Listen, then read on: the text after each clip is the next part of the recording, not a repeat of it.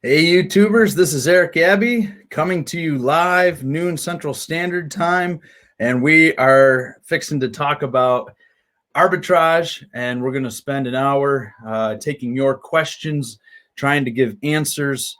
I'm not Seth Kniep. Again, my name is Eric Abbey. I'm thankful to be a part of the Just One Dime Network.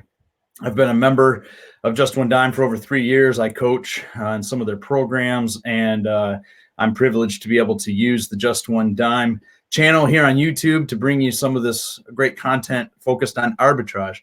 And so here we are, and I'm going to look for some folks to join us here in a few minutes. And I want to talk to you about the opportunity that's available to you through Amazon. And there's a lot of ways you can sell on Amazon. Amazon is growing leaps and bounds, continues to do so. Hey, Kyle, I see you. There are tons of opportunities. In fact, Amazon's growing at a faster rate still than even the rate at which third-party sellers like myself are joining and seeking to take advantage of the opportunity. And so Amazon is alive and well, more than it's ever been. And I want to encourage you to dream a little bit and think about what life would be like if you could add a few $100s of margin to your budget. I was in a situation over 5 years ago where I just had no room in my budget, and I was aching to gain some freedom to begin to pay down debt, and then to think about achieving some of the financial goals that I had. Some of the goals really to provide for my family and take care of things that we needed and wanted to enjoy. And I just couldn't do those things and pursue those things the way I wanted to because I had no room in my budget. Though I had a good job, I didn't have that extra freedom that I needed. Queen ASMR, welcome. Nilton, Marcel, I'm seeing you guys join. I want to know what your questions are for arbitrage. We're going to get to talking about how you can discover one item that can net you over $30,000. I didn't just make that up. I want to show you what I've been able to one of the opportunities I've been able to take advantage of over the last few months, and try to give you a vision for how you can do the same. I am really excited about you being able to experience the same kind of freedom that I have in regard to margin in your budget, which is why I'm asking you to dream a little and just imagine what it would be like, because you can simply do arbitrage on Amazon and begin to gain margin in your budget. You can add $100 or $200 in monthly profit by generating sales on Amazon through doing arbitrage. Now, arbitrage is very simple. It's leveraging a low price in one market and a high price in another market so that you can make a profit. And it's been going on for centuries and millennia. People did it with silk. They've done it with crops. We do it with all kinds of retail products that you can find in a discount or clearance location in your local area. So I live in northern Vermont. I can find items that maybe retail on Amazon.com for $29.95, but I can buy them because they're in a specific market here that they're trying to offload them cheaply, and I can buy them for $7, $8, $10. And then through Amazon.com, I can sell these at a profit, and I can make money in between. And if you do that with enough products and enough volume, you can increase your margin. And so for me, what started as $100 or $200 of monthly margin grew to $1,000 in monthly margin, and then $1,000 or $2,000 in monthly margin. And you can kind of pace yourself how you want to. Bob, welcome. Deborah, Jerry, Sarah, Yasuo, Patrick, a couple that I can't pronounce, Ricochel. I'm glad to have you guys with us. And we have folks from all over the place. It'd be fun to even know where you guys are at. Sometimes we have people from Australia. I see somebody from the UK. We have people spread all over the US, Canada usually. And we want to talk arbitrage. So I'm going to present a little bit of material. I want to help you see how you can find one item of opportunity that can really launch you. Really what we're doing is we're looking for opportunities. If arbitrage works this way, we're looking for discounted opportunities. So where are there clearance sales that you can take advantage of? Where can you find deep discounts? Where, you know, the marketplace on Amazon, which is nationwide, pretty much worldwide, still has strong value and demand, but for whatever reason, you're in a unique situation to be able to take advantage of a discounted price. Where can you find that? Is there a going out of business sale in your area that you can take advantage of? I love those.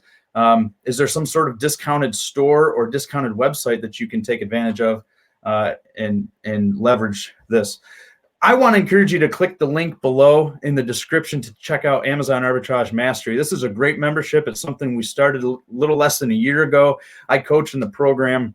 We have over 100 videos of great content that can help you get started if you've never sold on Amazon before and you're not really sure how to do arbitrage and how to evaluate products. Click the link below. Look at what we present. It's well worth the investment.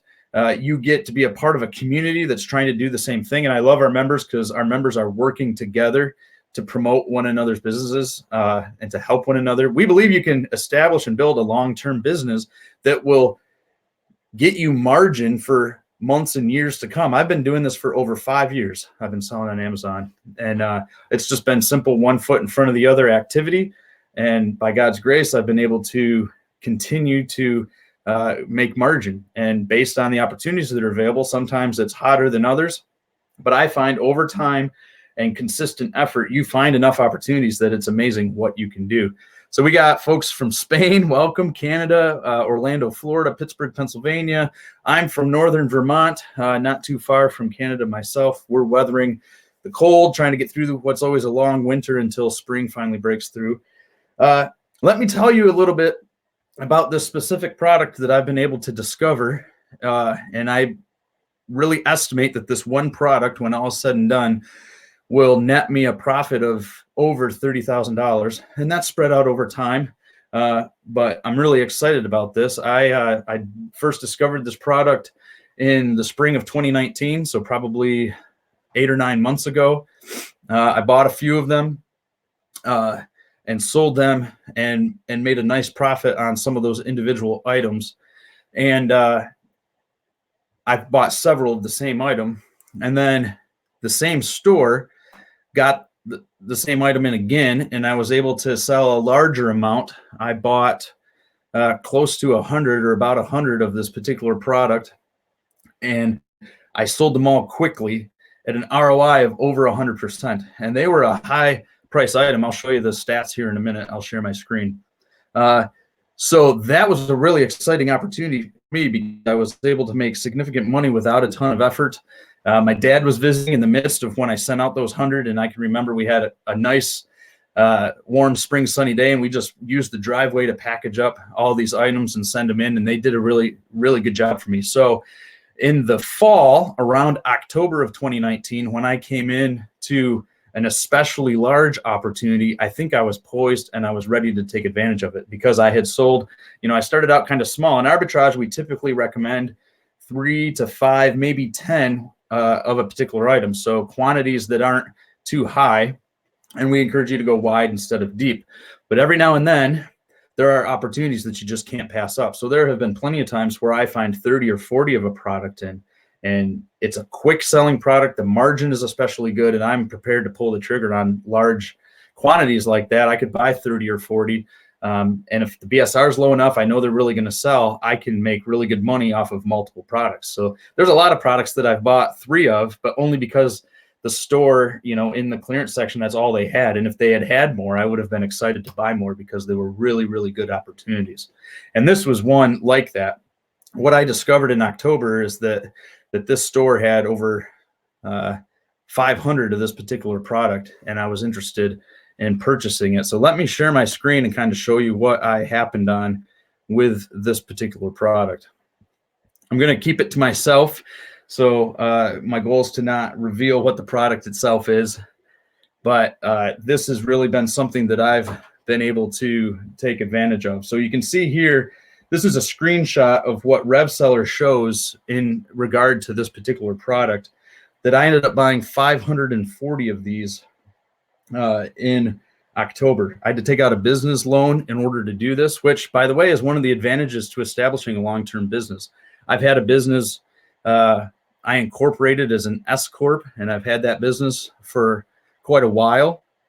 And I have a business credit card, and I've actually been able to develop, a credit history with my business. And so when it came time to wanting to purchase these, there were 540 of these at $48 a piece, which was almost $26,000. And so, I didn't have that kind of capital laying around that I wanted to throw at these.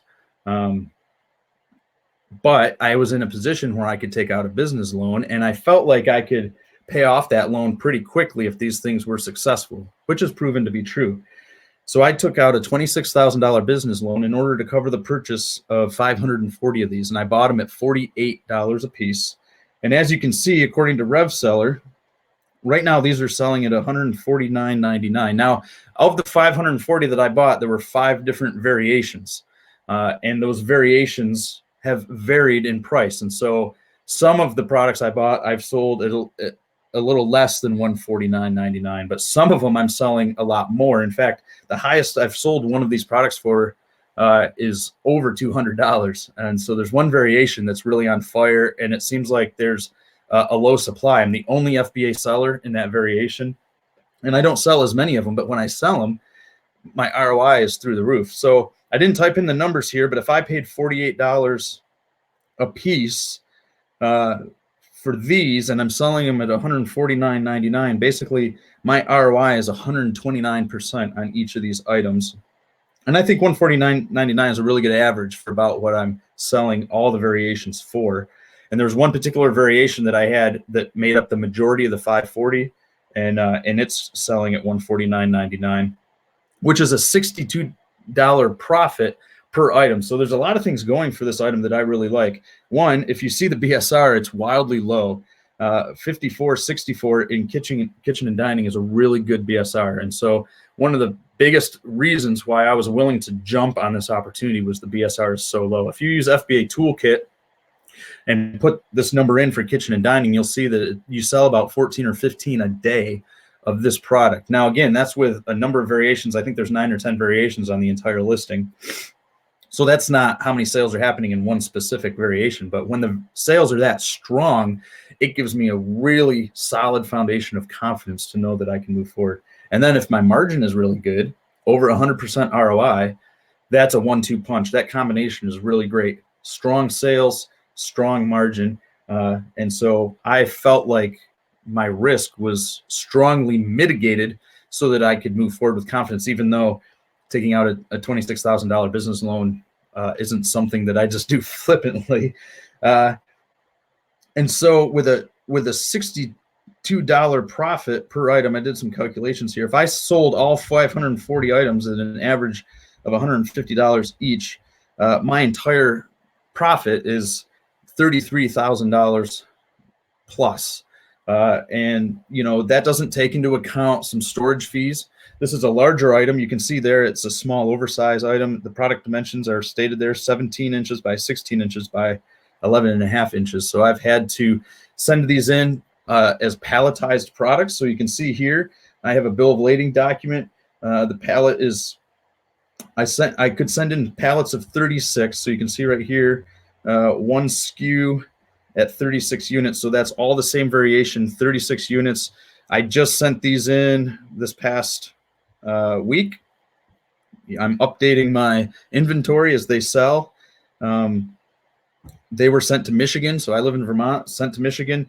It cost me $135.33 to ship those 36 units. And that's about $3.76 per unit. And that it's been about a $4 average per unit. Sometimes it's a little higher on these. So, you know, I've got to take that into account. I've got to ship these. I've got to pay some storage fees. I've gotten some returns. You're always going to get returns. And so, you know, out of that $33,000 profit, some of it's going to get eaten up with these other expenses. I have to pay storage fees. I have to take care of that kind of thing. But I'm still confident it's going to be over $30,000 in profit. I paid off my loan. That happened pretty quickly. It didn't take me long to be able to pay off the loan. And so now, you know, I'm into the profit stage, and it's kind of gravy. So there's a couple things I want you to take away from this. I'll stop sharing my screen. And there's a couple reasons why I share stuff like this on the program. None of them have to do with building myself up. I'm very secure in where I'm at in life, and not really trying to get kudos for any of this stuff. But one of the biggest battles I'm trying to wage through this program is to convince the naysayers that Amazon FBA is alive and well, and that there are opportunities like this that exist.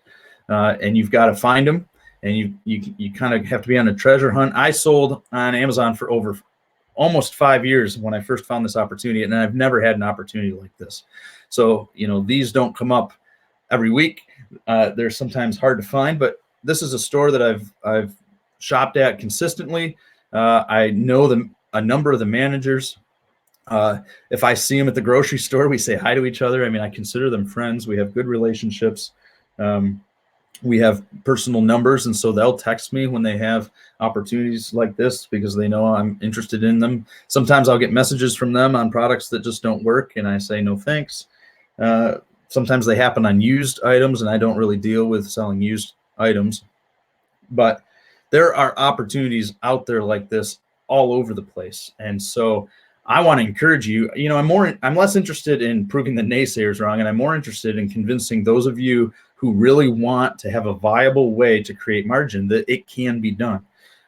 It's possible, and there are opportunities out there all over the place. And so I like to come on here and present what I'm finding success in as a means of encouragement that you can do it too, because I don't have a degree in business. I don't have any special tricks. I have a strong work ethic, and I have some experience, and I've benefited from over 3 years of memberships with Just One Dime. And so I've been a part of coaching programs through Just One Dime and the communities there that help me to really fine tune my trade and hone my trade and to gain efficiencies. So once again, let me encourage you to click the link below, because Amazon, the Amazon Arbitrage Mastery membership really will help you get started if you haven't got started yet. And at some point, you need to pull the trigger and decide you're going to go for it and make it work for yourself. And I think this membership is the best way to get started. If you've been selling on Amazon and you just want to move your business to the next level, if you really want to invest in a way that's going to catapult you forward, I think the membership is for you. We have all kinds of advanced deep dives on various tools, various techniques, and approaches that we take to doing arbitrage. And again, the community is extremely valuable. There are members and coaches all working together. So I want to know what your questions are. Ask me specific questions about this product that I've talked through. I think there's a lot of things that we need to think through as far as our mental and emotional state as we're trying to build a business and look at opportunities. There's ways to evaluate opportunities. I'm happy to speak about all of that. If you have practical questions regarding selling on Amazon, doing arbitrage, this is the place for those questions. We don't speak as much about private label, though a lot of Just One Dime members do private label and arbitrage. They work the two together. We have a lot of members that are members of both the Amazon Arbitrage Mastery membership and the private label membership, which there's a link below for that as well, called Amazon FBA Mastery. And they're working both together, which is a great approach to selling on Amazon. And we don't talk as much about wholesale, although when you land on an opportunity like this, you're kind of running, you're tickling wholesale a little bit, because I'm willing to buy large quantities when the opportunity is right. Really, I want to sell and make profit and make margin for my budget over the course of a year. And so any opportunities that I find, I'm going to jump on them, and they're all going to work out. There might be weeks that are harder to find opportunities, or months go by. I might have a full month where I just didn't feel like I struck a really strong opportunity. I did a little here, a little there. But over the course of the year, I want it to work out so that I have a steady monthly income and can support the paychecks that my business issues to our family each month. So I'm going to scroll through the questions. I see a ton of people on here. I see some questions already. Salima, you joined late, and I didn't reveal what product I was talking about. I found a product that was a really good opportunity. You can watch the replay if you want to see all the details, but I'm kind of trying to keep that specific product to myself, just how I'm choosing to do it.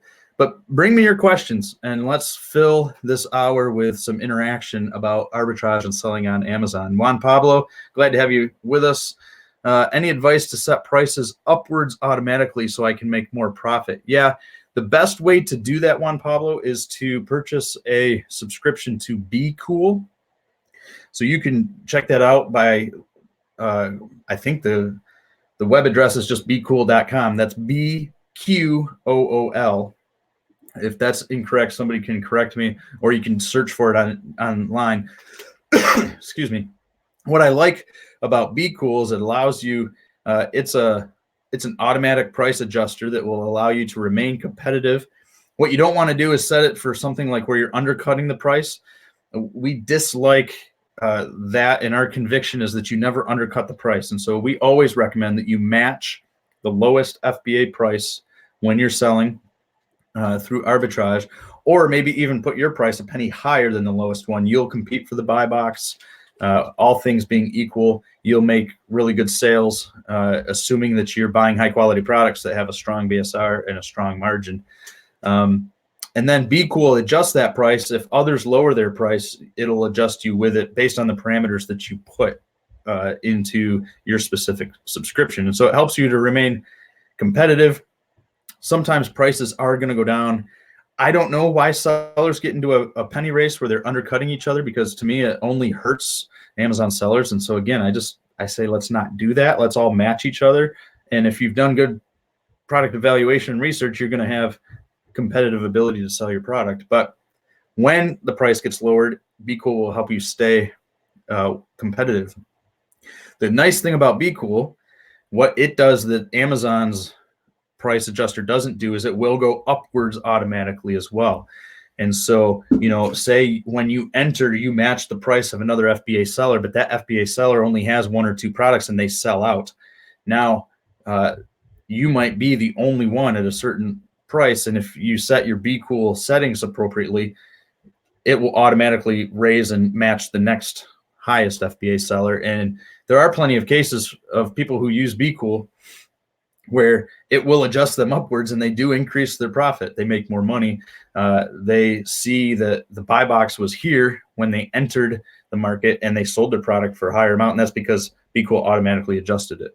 And you don't have to manually go through your managed inventory and adjust manually every time you want to do that. Let's see. Nathan says there's a bookstore going out of business by him. I would jump on it. Going out of business sales are fantastic. Books still sell on Amazon, and they're a great category. And I typically traffic only in new products, and so I would look for new books. I don't typically go to library sales for that reason, but jump on it, Nathan. Get in there, scan product, take your Amazon seller app on your phone and just scan those books, and you might find some deals in there. Mike Flate FPVs from Buffalo, New York. I lived in Buffalo for 7 years, went to school at the University of Buffalo, grew up just outside of there. Very cool. How did those big clocks end up selling for you, Doug? 701 asked me. They've sold. They stalled for a long time, and then they've sold, and they've sold at a good profit. So I don't know what I paid for storage fees on those specifically while they sat there and waited. But once they sold at a really good price. And I'm convinced that price, the margin and profit that I made, is greater than the storage fees I spent. So glad I bought them, and just glad I patiently waited for them to sell. I don't stress if it takes an item 2, 3, 4 months to sell. I don't really stress about that. If I sell it at a good price, it's going to make up for whatever storage fees I had to spend in the meantime. Now, I'm working to get products that are going to sell as quickly as possible. And so, there's times when I buy a product, it goes live, it sells in less than a week, and I love that. I get the payout from Amazon before I even have to pay my credit card for the item that I charged. And that's great. But I just don't expect that to always happen. No matter how hard I'm working at evaluating products well, there's just going to be changes that are going to occur. The price is going to dip, and I maybe leave my price alone, and I have to wait for it to come back up. I don't stress if it takes a few months for an item to sell. If it gets past 6 months, now my concern changes, because Amazon will begin to charge you long-term storage fees in addition to the monthly storage fees. And so then I'm going to lower the price, try to move that product as quick as I can. So the clocks did good. It just took time. Let's see what else we got. Marcella, since you buy to resell, do you use a tax exemption certificate so you don't pay sales tax when you purchase, since sales tax will be collected when you sell? Absolutely. Yes, I do. So when I registered my business with the state of Vermont, I got an EIN, which is an identification number for your business, and that allows you to then get tax exemption. And so, for example, when I bought all of these items and spent the $26,000, I didn't have to pay any sales tax on those products whatsoever. And you can go to retail stores like Walmart and Home Depot and others, and you can take that reseller certificate with your tax exempt ID, and you can get tax exemption there. So I have a little card. I don't have my wallet on me, or I'd show it to you, that is for Walmart. It has a specific tax exempt number for me. So when I go to the Walmart, I present that card to the cashier. He or she types in my number, sees that I'm tax exempt, and then everything they scan doesn't get charged tax. I like Lowe's and Home Depot because I just give them my phone number and they pull up the business, and they automatically apply the tax exemption. I just have to sign to take responsibility for the fact that what I'm buying is actually for resale. So that's my responsibility. And so, yes, absolutely, I do that. There are times when I'm doing online arbitrage and I'm purchasing, from other states and stuff, and from online retailers that won't allow me to do tax exemption. So sometimes I have to pay tax on items that I do online arbitrage for. One cool thing you can do is find a prep center in a tax-free state like New Hampshire or Oregon or others. And then all your online arbitrage, if you're in a situation where you have to pay sales tax, have it sent to that prep center and you don't have to pay sales tax. It's a really nice way to go about it. A prep center would be a place that would do the prep for you. So they would remove labels, remove price tags, put your item in a poly bag if it needs to, bubble wrap it if it needs to be bubble wrapped, place the FN SKU on it, box it, ship it to Amazon FBA. Prep center does all that work for you. And if you find one in a tax-free state, that's a way to avoid sales tax as well. Though you do have to pay the prep center a fee to do that work. But if you can save taxes by doing it, and then you don't have to do the prep work, it can be a great situation. Salima, have you ever sold an oversized product? All the time. Yes. If so, what? How heavy? If not, why not? Yeah, I sell oversized products all the time. I've sold ceiling fans. That's the first one that comes to mind. That's an oversized product that I've sold. What else comes to mind? I've sold scooters. One time in November, as Christmas was approaching, I bought like 40 scooters from a going out of business sale at Kmart, and they were pretty big. They were very heavy. They were, a couple feet, maybe 3 feet long, 2 feet long. And they, again, scooters, heavy. They were made of metal, and I didn't care. I mean, the numbers worked, Salima. So that's kind of what I go based on the numbers. And so I don't really care how heavy it is, how big it is. If it's got a good sales rank, it's going to sell quickly, and the profit margin is such that I'm going to make money, I'm happy to send it in. I might hold myself to a little stronger ROI on bigger items because I just know it's going to, if I ship in 5 ceiling fans, the average price per item to ship those is going to be significantly more. I try to aim for 25 to 30 cents per item, my average per item shipping cost, as I've talked about in earlier programs. But if you're going to send in 5 ceiling fans, you're probably going to be dropping, $5 a piece to sell those. So, but you're mindful of that. And if your margin is really strong, you don't mind. I don't care if I'm going to pay $5 per item to ship them in for Amazon FBA. And then if I pay a little bit more storage fee, again, who cares if the margin is strong and you can make money. So that was my mindset with these. The items that I showed earlier were they're oversized. But I'm making really good money on them. So I'm not going to avoid a really good opportunity just because it's a big product. I'm going to think through the complexity of shipping it. There are oversized products that I have not bought because they're not packaged well, and it's hard for me to imagine how I could ship them. They're just a giant hassle, and they're not in a box maybe, or I'm trying to think of an example of that. Some tools that are oversized, like machines that just don't really work that well. To ship, I might avoid those. I'm trying to think of, there were some turkey fryers that just looked really clumsy, and if the margins had been super, super good, I probably would have followed through on them, but I passed them up just because they look like they'd be a lot of hassle compared to the amount of money I could make. Patrick Forsyth, my mother decided to get rid of her unopened Barbie dolls, and she had them since 1988. I'm trying to figure out the price for the Barbie dolls and much I should sell them for. Any advice? Well, I know nothing about collectible Barbie dolls to give you advice about those, but what we do with Amazon is we're finding products that are already listed on Amazon and already have a precedent for selling. So if you just come up with a random item that's not listed on Amazon and you try to create a listing, it could be a really good item, but nobody's going to find it when they search for it. So Patrick, what I would do is I would take my Amazon Seller app, which you can download onto your smartphone if you've established an Amazon Seller account, and I'd scan those Barbies. Or you could go onto Amazon.com and just search to see if they're on Amazon. And then you want to evaluate. So if any of them are on Amazon, you want to evaluate them to see, is there any precedent for them having sold before? If there is, then that precedent is going to tell you, not only are you going to know that they've sold before, but you can find out what price they've sold at.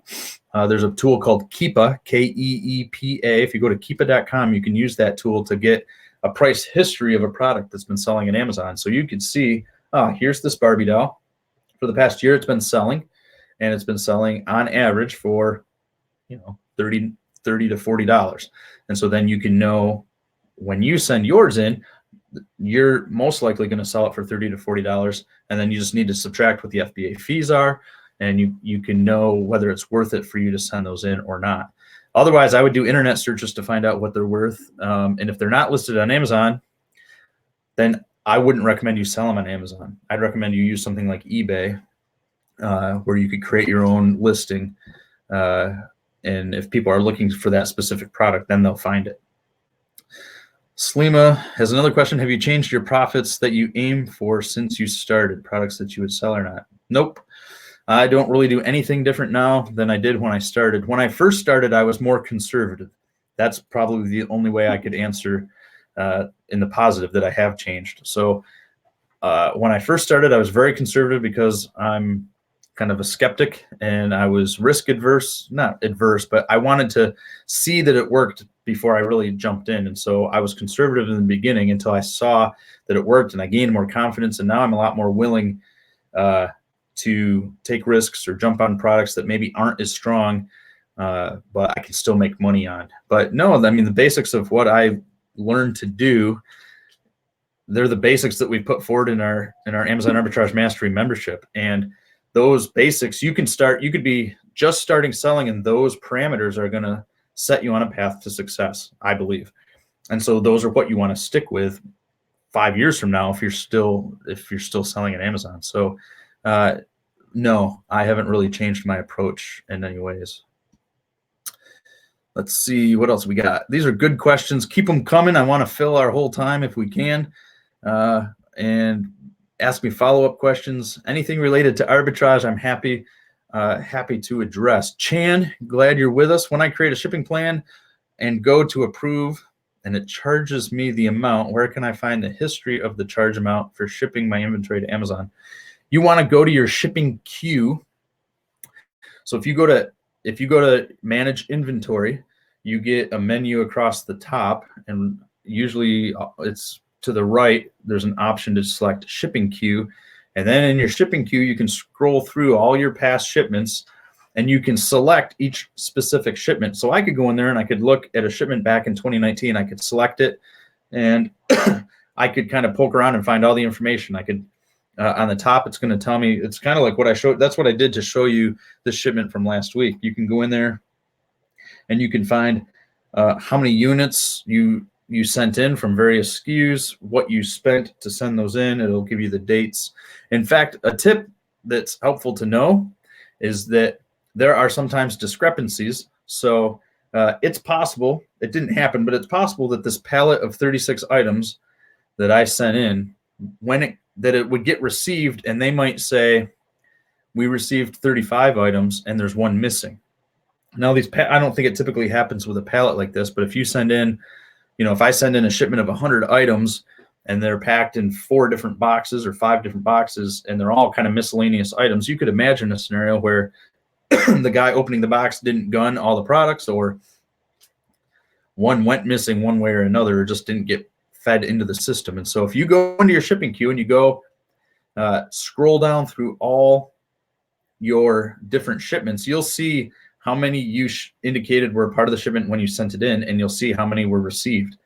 And if there's a discrepancy, if you send in 100 products and it said they received 98, there's 2 missing. And you can select that transaction And you can click on a tab that says reconcile, and it'll show you that 2 are missing, and it'll tell you what those 2 are. And now you can have them do an investigation on those 2 items. All you have to do is submit the paperwork you originally had when you bought those items, which is part of why I tell you to keep track of your receipts. So you can have them do an investigation on those 2 missing products, submit the receipts for those products, and Amazon is pretty faithful at reimbursing you for items that they can't find. Or I've found instances where they go back and investigate and they find the product, and now it's been added back into my inventory, which I'm thankful for because it's in my inventory to sell. So the shipping queue is a really good place to be familiar with. Chan, not only can you find past shipments, a history of the charge amount for those, but you want to go in there. I didn't know this right away. And when I figured it out, I got a bunch of extra money by way of reimbursements because I went through there and I realized they had created a bunch of scenarios where there were missing items. I could select for them to investigate it, and in many cases I got reimbursements. Sometimes on pretty pricey items. So that's a trick of the trade worth looking into. By the way, there are a lot of these kinds of things that we get into in the membership. And so it's another reason why investing in the membership is really helpful, because you will avoid mistakes that cost you money, and you will find things that you can do to get extra income or to save you money, and it makes investing in the membership really worth it. Click the link below and check it out. Salim, if you were starting today, would you start with the same amount or take a loan and start with a bigger amount? I wouldn't start with a loan. I just don't like that idea of creating debt like that. I have an established business, and I was willing to take a business loan on an opportunity that I was convinced was really good. But if I had to do over again, I would not start on a loan. Even though I know that the business works and that it's successful, I would not do it. I just don't think it's a good approach. I would, if I had to start over again, I mean, I'd start with more confidence, and so I would be willing to invest more money up front. But I think the way I went about it was just fine. I put one foot in front of the other. I didn't make some massive initial investment. I just kept reinvesting my payouts into the business, and my inventory grew and grew and grew to the point to where it tipped into consistent profits. And I liked that. It mitigated risk for me. I never had to wait until I had $5,000 cash to start or something like that. I don't think you need to. Go out and find some good opportunities to buy products that you are convinced are quality products, send those in, have them sell, and then take the payouts from those products and reinvest. And if you're making good decisions about the products you're buying, you can gain momentum that way.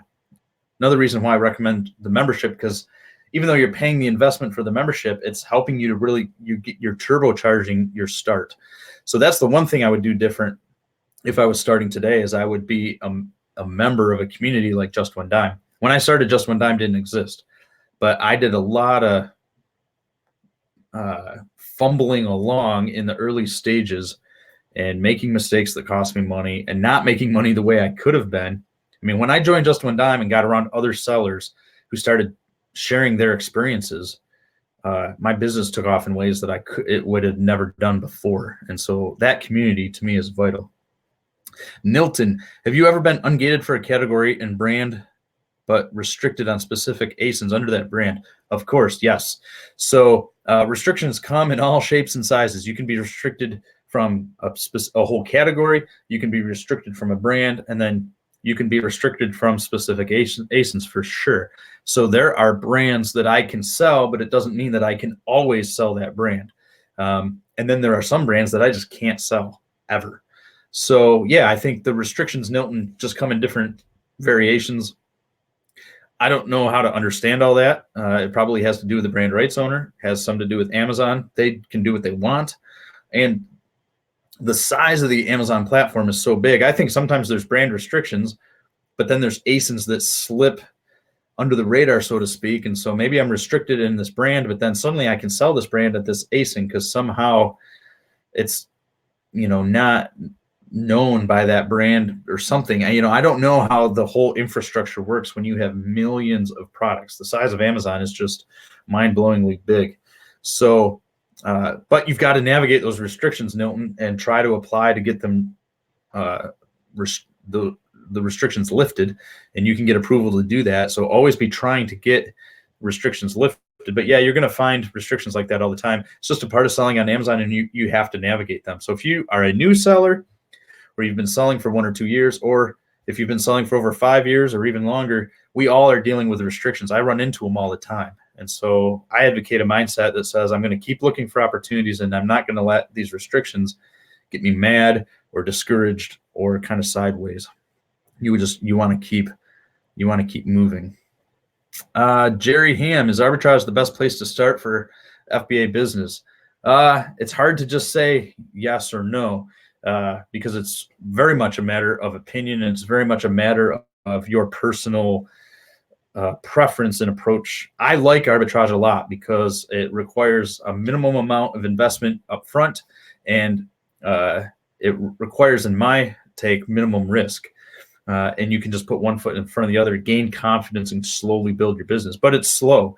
And so low risk, low return probably applies to arbitrage over and against. Private labeling your own product is a really great way to move forward with selling on Amazon. It's going to take a lot more time to get started. It's going to take more initial investment to get started. But the potential for really making strong margin in your budget and making a strong passive income is greater. So some of it has to do with you, Jerry, and what you're more comfortable with. It's one of the reasons why I like doing both, and why I advocate doing both, and see a lot of our members successfully doing both, because they kind of can move slowly into profitability with their arbitrage business. And in the meantime, they're learning and thinking about private label. And if the arbitrage goes well, they can use the profits that they gain through arbitrage to then invest in their private label product. And the two really work out well. Plus, by the time you get to the launch of your private label product, you've gained a ton of experience selling on Amazon, and that's super helpful. So I think they can work really well together. I like arbitrage is a great place to start your FBA business. So I would recommend it, Jerry. I'd recommend you check out the link, join our membership, and let us help you get your business started. And then if you want to springboard off that into the private label world, or kind of lean into wholesale, or you find opportunities that are larger opportunities, you can kind of diversify your portfolio that way. But one of the cool things about Amazon is it's super flexible. So there's a lot of lanes, different ways you can sell, wholesale, private label, arbitrage, and you can run really hard at it or kind of ease in. You can fit it around your schedule. Some people go full time and they just go crazy at Amazon. Others, I've never gone full time, and so I've always tried to keep it a side hustle and work it to the side of my full time work. What else we got? Vacationjudge.com. Can I explain? I just lost it. Can I explain storage fees? I can try. We recommend using Amazon FBA, which stands for Fulfillment by Amazon. So Amazon is fulfilling all of my orders. I sell between 1,000 and 1,500 items per month, and I couldn't store, pack, and ship all of those individual sales. So Amazon FBA is what's enabled me to scale my business. And so I send all my products in one mass shipment to Amazon fulfillment centers, and then they store my product. And when I make sales, they pick it off the shelf, pack it, ship it, handle customer returns, all that. And Amazon charges fees for all those services. So every time they call it a pick and pack fee. Every time they take an item off the shelf and pack it, they charge me a fee. I get charged a fee just for using Amazon.com. It's their marketplace. They're letting me market through Amazon.com. They charge me a fee for that. And they charge storage fees. And so the storage fees are charged monthly based on the volume of product that you have in Amazon fulfillment centers. And so the size and the weight of your product is going to determine the storage fees for that product. And so you add all your products that are in storage together, and depending on their size and their weights, that becomes a fee that you're charged monthly for storing your products. Then if you have products that have been in storage in an Amazon fulfillment center for more than 6 months. So, if I sent something into Amazon on August 1st, now that we're in February, we're over 6 months out, I'm going to get charged a long-term storage fee for any of those products that are 6 months old or older. And that's going to be in addition to the monthly storage fee. I'm going to be charged a long-term storage fee in the month of February. And then if you have any products that are over 12 months old, they get charged a higher long-term storage fee. So there's really 3 tiers. There's run-of-the-mill storage fees that you get charged every month. Then there's long-term storage fees that you get charged every month, but only ones that are over 6 months get a certain charge, and then ones that have been in there over 12 months get an additional charge. And you can go into your Amazon Seller Central account, and they'll give you a breakdown of how they determine the prices for all those based on size, weight, volume, that sort of thing. Mike Flight, FPV, I heard you can run into problems doing retail arbitrage on Amazon. Is there validity to this? Yes, you can run into problems doing everything. If you're trying to live, you run into problems. I'm being a little flippant, but your question is very general. So, of course, if you do private label on Amazon, you're going to run into problems. If you do wholesale, you're going to run into problems. There are unique problems with arbitrage. Some of them would be just the sheer vast number of products that you're dealing with. In private label, you're focusing on first one, then maybe 2 specific products. In arbitrage, I sell thousands of different products, and so that offers its own challenges. I'm dealing with a lot of different brand owners. You might get more intellectual property complaints because of that. Though what we do is completely legal, and we encourage you to keep all your receipts. And so when you get a brand rights owner levying an IP complaint, you can appeal it with an invoice and move forward. And so there are things unique to arbitrage. Arbitrage, one of the problems or challenges of arbitrage is you've got to constantly be looking for opportunity. And so, there's a weekly hustle involved, which I kind of like. But then you're able to take advantage of all kinds of local opportunities that you wouldn't otherwise. So, Mike, if you have a follow-up specific question to that, I'm happy to listen to that. Yes, we're talking about Amazon FBA. We're talking about arbitrage on Amazon FBA, which is one specific way to sell. As far as selling products that the private seller can't sell due to licensing trademark issues. Yeah, so, in arbitrage, you're going to run into products that you can't sell because you're restricted. And a lot of restrictions have to do with licensing or trademarks. So I think that's what you're asking, Mike Flight, is that, some of the problems you run into with arbitrage is you're going to find really good deals. You're in the store and you've got a really good deal and you just can't sell it because you're restricted. But it's just something we all have to deal with. And so, yeah, I guess that's a problem, but it's just there's a temptation to get frustrated because there's a potential opportunity that can't materialize for you. But put it down and scan another product and keep moving forward. Are you allowed to have 2 Amazon accounts under one roof or IP? Salima, the answer in general is no. You're not allowed to have 2 Amazon accounts, period. It's against Amazon TOS. There are exceptions where you can apply and Amazon will give you permission to have multiple accounts, but I think it's generally pretty rare. So no, I wouldn't have 2 Amazon accounts like that. Juan Pablo, would you be able to tell us why you chose the type of company you have? Oh, what's that question? If you're asking why I incorporated as an S Corp, the answer is my tax guy recommended that I would do that. So my business grew, my annual revenue grew great enough that when my tax guy looked at the numbers, he said, if you incorporate as an S Corp and pay yourself, which is what I've done for the last 3 or 4 years, so I get a monthly paycheck from my company, and the company money, I'm a sole proprietor, so the company money is just my money, but it's a way of setting it up so that my paychecks, you don't get the same level of Social Security tax.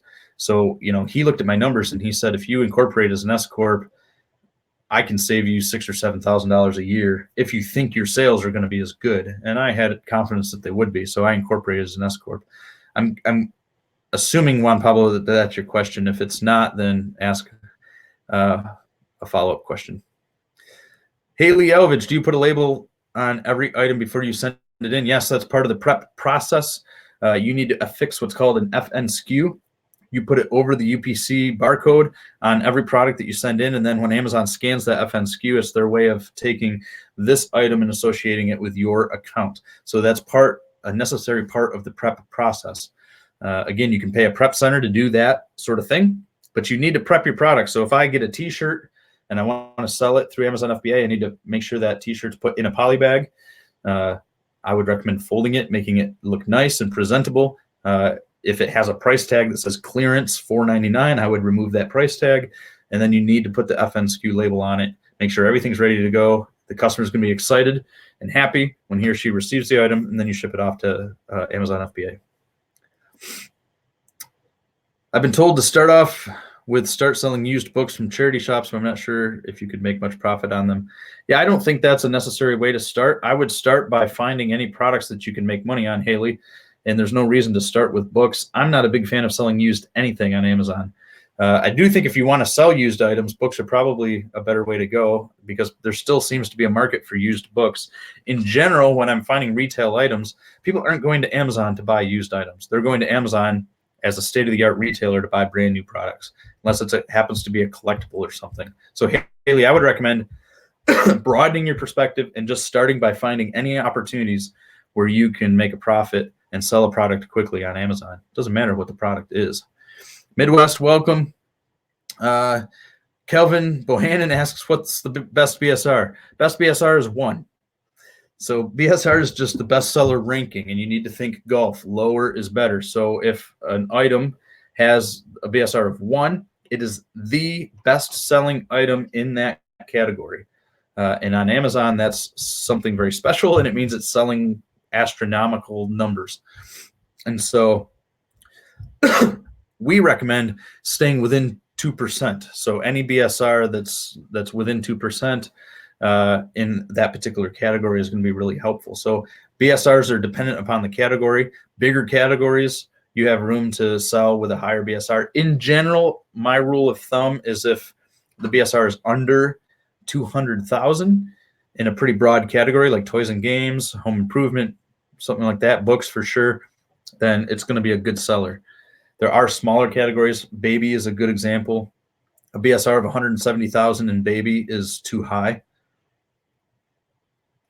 It's over 2% because baby's a pretty small category still. Excuse me, a little under the weather. Got some coughing. So best BSR is the lower the better. Lower the BSR, the more precedent there is for that item selling quickly. What accounting app should a beginner use? Freddie is asking. That's a good question. There's something called Inventory Lab. You pay a subscription, and that links with your Amazon seller account and will sync up all your information. I use QuickBooks Online to keep track of my accounting, and then I just manually enter in various information. What I like about QuickBooks Online is it takes all my credit card purchases and it just downloads them. PayPal downloads it automatically right into QuickBooks. As part of our membership, what I've created is a spreadsheet that allows you to just begin to enter in your cost of goods and keep track of all your numbers in the beginning. So that's something that we just offer as a part of our membership. Freddie, I could send that to you if you email me at eric@justonedime.com. I'm happy to share that spreadsheet. But there's just a ton of things that are helpful like that in our membership that you can just kind of systematically walk through and use that are really helpful when you're first starting out. Because if you don't keep good track of your accounting, you can get in trouble.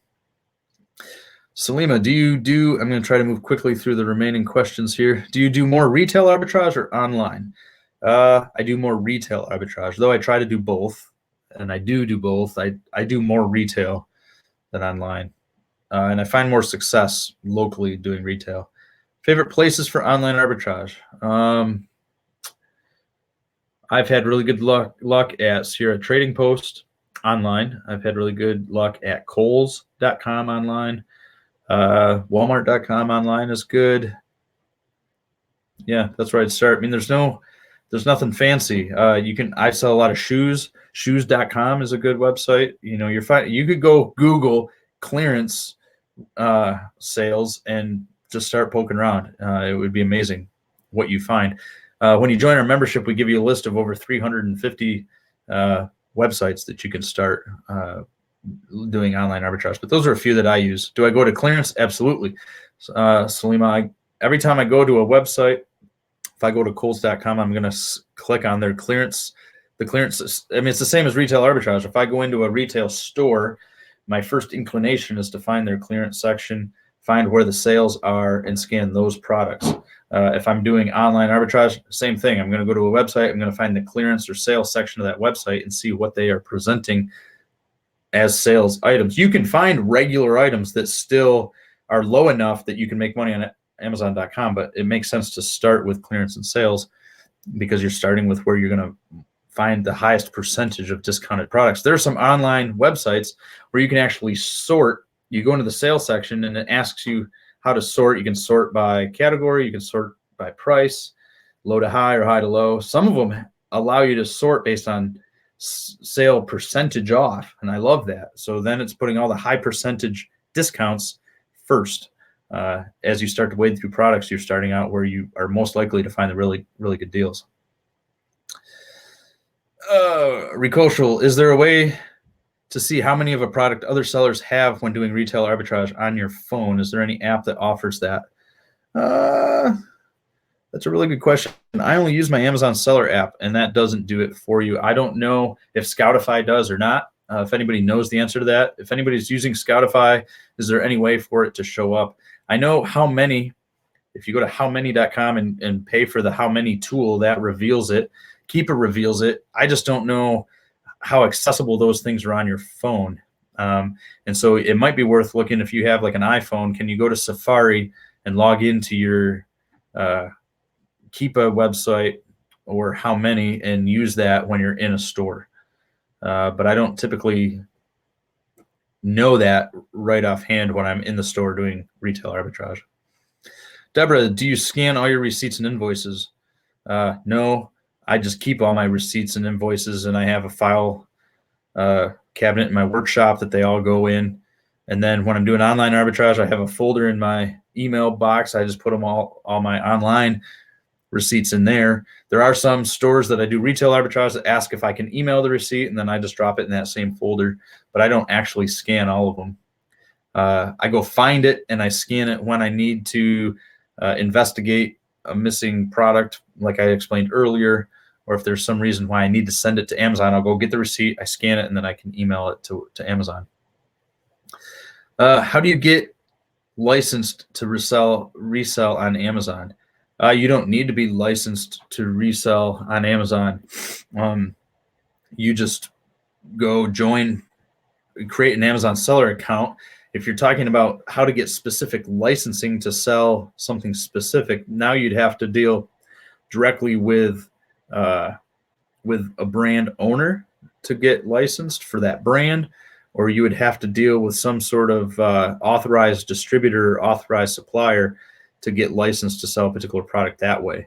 So if that's what you're talking about, JNW, you would have to deal specifically with a supplier or a brand owner that could get you that licensing. But in general, just to be a reseller on Amazon, you don't need any license of any kind. Wind Park, where's a good place to start RA? I would just do a 10, 15 mile radius around your home and see what retail stores are in that radius and go to them. If it's a Staples or an Office Max or a Walmart or a Target or a Home Depot or Lowe's, I would just start with that first circle of retail stores. Maybe go to places that would really surprise you, because I have found really good opportunities at places I would have never thought to look at first blush. So you're just looking at all the retail stores in that area, go in there with your Amazon seller app and scan products and see what you can find. And when you've exhausted that, then go out another 10 miles radius. I use Google Maps if you needed to do that to kind of see what is available, and just get busy scanning products. You'll find opportunities for sure. All right, try to move quick. I have an item made of cloth and good packaging. Part of the packaging is 1.5 inch diameter exposure of the product. How can I prep that? No available polybag size to fit. Well, why isn't there available polybag? Is it huge? I mean, you can buy all different size polybags. That would be my recommendation, is put it in a polybag, or maybe that little circle doesn't need to be covered up. That's a judgment call. If it's packaged well, except for that little spot, and you don't think it's a big deal, send it in. But I would think there'd be a poly bag that you can put it in. In fact, in my workshop, I have like big clear garbage bags that I've used before. One time I bought this stuffed animal that was like as big as me, nearly, and I sold it for something like $129.95. It was crazy, but I didn't want to just send the stuffed animal in. I couldn't, so I put it in a big clear garbage bag and sealed the top and slapped the FNSKU on it, and off it went, and it worked just fine. I had no problems. The customer didn't have any trouble. Amazon didn't have any trouble. So you've got to have a bag, Marina, that you can use for that. Hi, how long have you been selling, and how many products do you have? I've been selling for over 5 years, and I have thousands of different products, but it's because I do arbitrage. And so I just have a ton of different products, but low quantities. Can you do this from India? Absolutely. We have tons of members who are from international locations, and from India, you could even sell on Amazon.com's platform by starting a business in the U.S. You could have a U.S.-based business and U.S.-based financial accounts, and then you could sell on Amazon.com using prep centers. We go into all of this in our membership. Click the link below, row it, and check that out. Or, India's Amazon has been growing, and you could sell right there in India. So you can do it either way. What are some good places to source for arbitrage? I've mentioned that already. Are you also doing private label? If not, why not? I've tried private label some. I just don't think it suits me as well. But I have done private label. I am doing it in some sense, but arbitrage is really the thing that I'm passionate about. Let's see. What would be the best way to learn what's feasible and what isn't as far as selling product? The Amazon app. This goes back to the legality of what I can or cannot sell. Mike Flight, you're legal to sell anything that is accurately represented by the listing. So if you have a pair of Nike shorts that match the listing, represents them as Nike shorts, same style, same color, everything's equal. If the item is exactly the same as the listing, you are legally protected to resell that product. It's the first sale doctrine. So if you're restricted, though, that's Amazon's way. Now you're talking about Amazon's not saying it's illegal for you to sell this product. Amazon's just saying you can't sell this product because they've given a brand the ability to restrict it. So the best way to learn what products to sell is to scan with your Amazon seller app and see if you have permission from Amazon to sell. If they haven't restricted you, then have at it, and you can go for it. Vacation Judge, sell used books on eBay? Sure. You can sell anything on eBay. eBay, if there isn't already a listing for your product on Amazon, then you can sell it on eBay. I would always sell on Amazon first if I could, and if I can't, then I sell on eBay. Eric, can you send the QuickBooks system to me as well? I'm not sure what you're asking about there, Deborah. I just have a spreadsheet that I use to collect information for my cost of goods and that sort of thing. If you email me at eric@justoneDime, I'm happy to respond. But QuickBooks is just, Intuit has QuickBooks, and it has QuickBooks Online. So you can just go search on QuickBooks Online and you just pay for a subscription. And I think they give that monthly subscription to you for like $7 a month to begin, and you can check it out and see how you like it. What do you think about competition directly from China? Chinese sell items at low prices. It's still profitable to open an account for Amazon with such large competition from China. Yeah, I mean, the big problem with China is they try to sell knockoffs, and that can be a problem. But if you're buying legitimate branded items and you're finding listings that have a precedent for sale and for selling already, and you can make money, then go for it. So S502 LSN, there isn't huge competition from China across the board. You're finding products that have listings on Amazon that are selling really well, and you sell those. And Chinese sellers aren't involved in those listings. And so Amazon is huge. And so there's plenty of room for you to do legitimate work. And Amazon's dealing the best they can with Chinese sellers. If Chinese sellers are doing legitimate sales, then that's fine. They're welcome to jump in. And there's plenty of room in Amazon for sellers from all over the world. But if there's sellers who are offering knockoffs, Amazon's working really hard to deal with that. And it shouldn't make you apprehensive about selling on Amazon at all. China will not put you out of business, Nathan. It's not true. Sam, I'm not sure how to answer your question. How much have I made altogether? Gosh, I have no idea. But this has added really good margin to my family. I can pay myself a paycheck of $2,000 to $3,000 a month, and that really helps our family. And then at the end of the year, I usually have leftover money in my business account, and I can decide what to do with it. Biggest loss on an item? Gosh, I don't know. I'm sure there's items that I've paid, $100 for, and then they get returned, and I can't do anything with the item, and so I just take a complete loss on the product.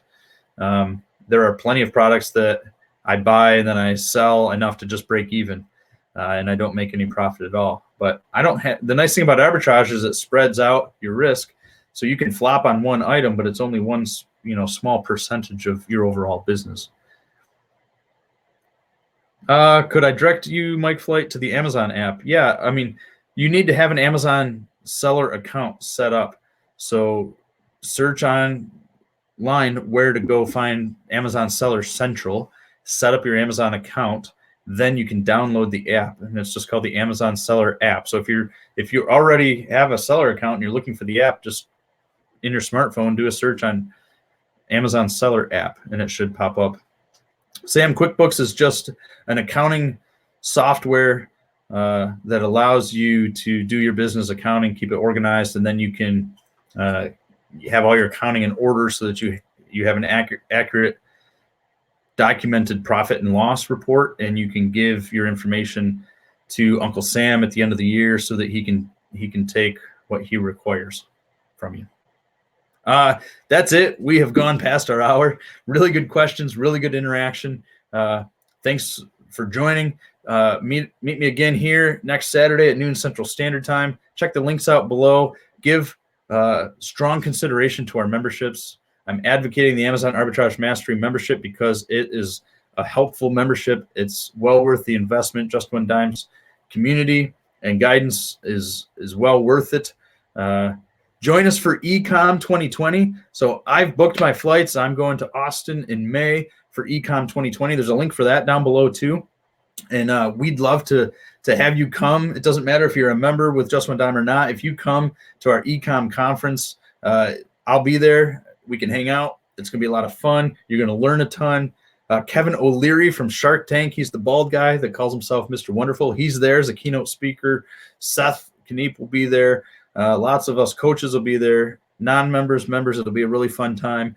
It's in Austin in May. Check the link below to find that and come join us. It'll be a lot of fun. Enjoy the rest of your weekend. Thanks for your questions and your comments, and I'll see you here next week. Take care.